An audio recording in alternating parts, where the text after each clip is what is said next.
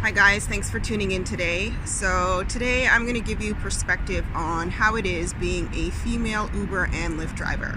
So I've been on the app for about 8 months now, and I started off driving Lyft and then I switched to Uber. I still go back and forth because I like to drive for both platforms.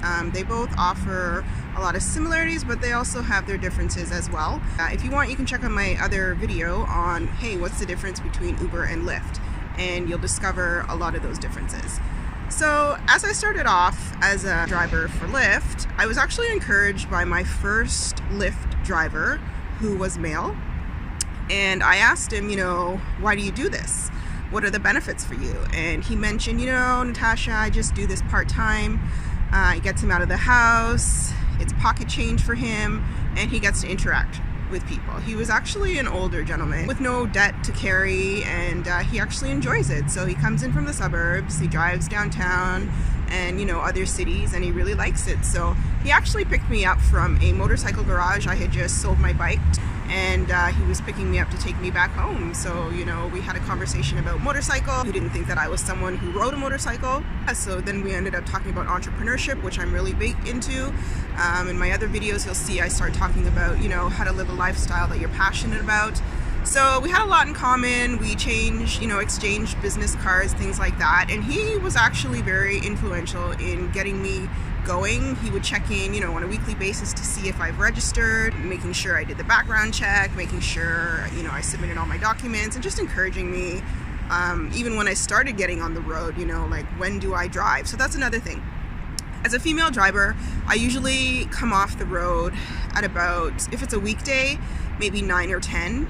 And I typically do drive on the weekends. I'll do Saturday, Sunday, but I won't do a Saturday night. If I do, I've tried it a couple times.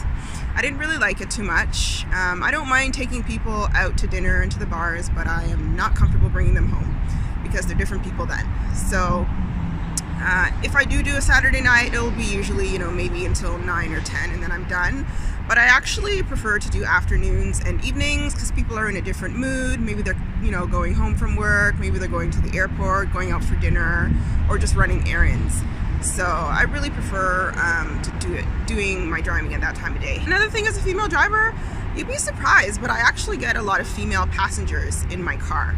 So, and I noticed this really early on, and I was like, wow, 100% female passengers tonight. Sometimes I'll get like a 50-50 split, 50 guys, 50 girls. Sometimes I'll get a bit more guys than girls, but usually I do get a lot of female passengers.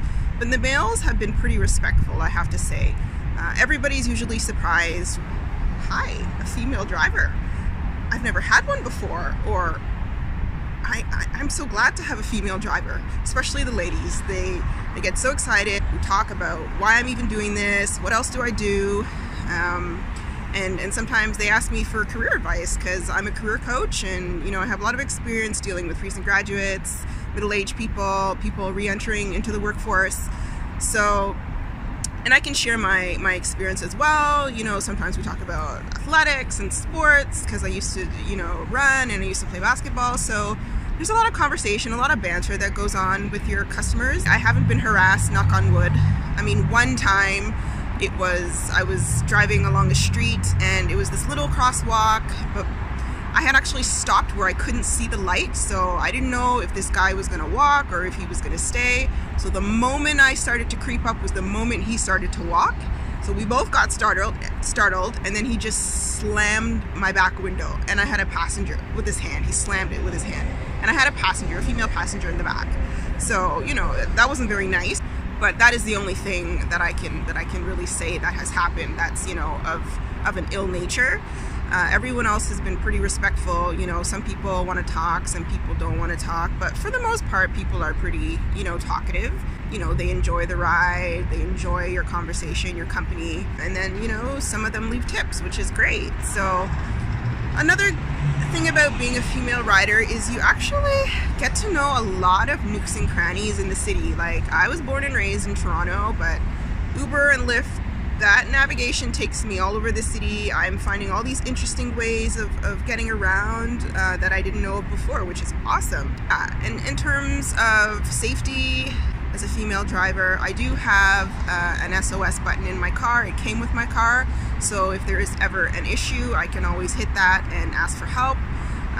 We also have 911 capabilities in our cell phones as well as in the app. And I mean, if you're uneasy about going into a certain area, or maybe you're uneasy with a certain passenger, you know, don't go into that area or leave the area. And also, like, if it's really uncomfortable, you can end the ride and tell the passenger to leave and report it, you know, why. So just taking the right precautions. I mean, being a rideshare driver is like any other job. I mean, we all have to get out there and work. We need to support ourselves. There's always going to be risks in that, but we don't focus on those risks. I mean, we, you know, focus on the job itself and getting it done and doing it to the best of our ability. So that's the mindset that I have, and I hope that other female drivers will have that too. Whether you're male or female, you know, you try and enjoy what you do and you adjust. And if there are problems, you try and mitigate them, right? So, I mean, I have the phone, I have the Google navigation. I know some people like to have dash cams in their car so they can monitor where they're going. There are dash cams that do inside as well, so you're taping inside and outside. So if you get some sketchy passengers, you have it on tape, you have proof.